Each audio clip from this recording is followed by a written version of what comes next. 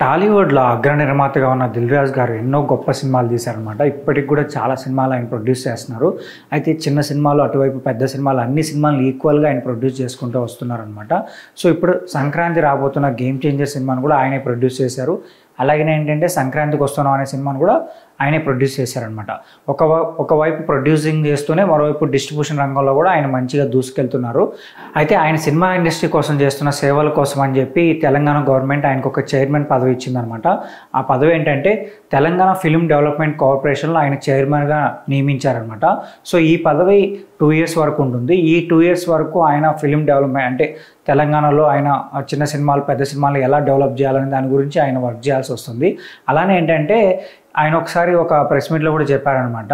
So, నేను రీసెంట్గా చిన్న సినిమాలకి కొంచెం దూరం అయ్యాను. బట్ ఇప్పటి నుంచి అయితే నేను ఇంకా చిన్న సినిమాలని అలాగే పెద్ద సినిమాలు అన్నింటినీ ప్రొడ్యూస్ చేస్తాను.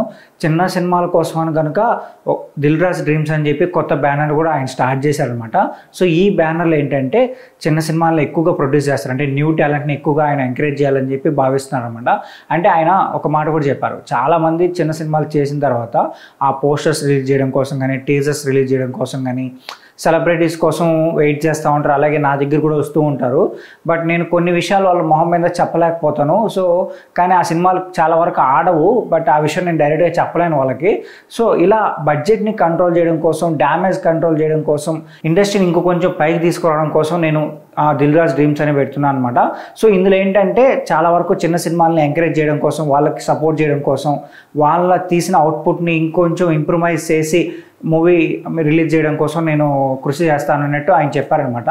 సో, ఇలా వాళ్ళకి హెల్ప్ చేయడం కోసం నేను నా 'దిల్ రాజు డ్రీమ్స్'లో చాలా వరకు టీమ్స్ కూడా ఫామ్ చేశాను. ఆ టీమ్స్ ఉన్న వాళ్ళు ఆ ఫిలిమ్స్, చిన్న ఫిలిమ్స్ ఎక్కువగా చూసుకుంటూ ఉంటారని చెప్పి ఆయన చెప్పారనమాట. సో, 'దిల్ రాజు' గారు ఏంటంటే ఇప్పటికీ చాలా గొప్ప సినిమాలు తీశారు కాబట్టి ఇంకా చాలా చాలా గొప్ప సినిమాలు తీయాలని చెప్పి మనం కూడా కోరుకుందాం. అలానే దీనిపైన మీరేమనుకుంటున్నారో కింద కామెంట్ చేయండి. అలాగే మా ఛానల్ సబ్స్క్రైబ్ చేయండి.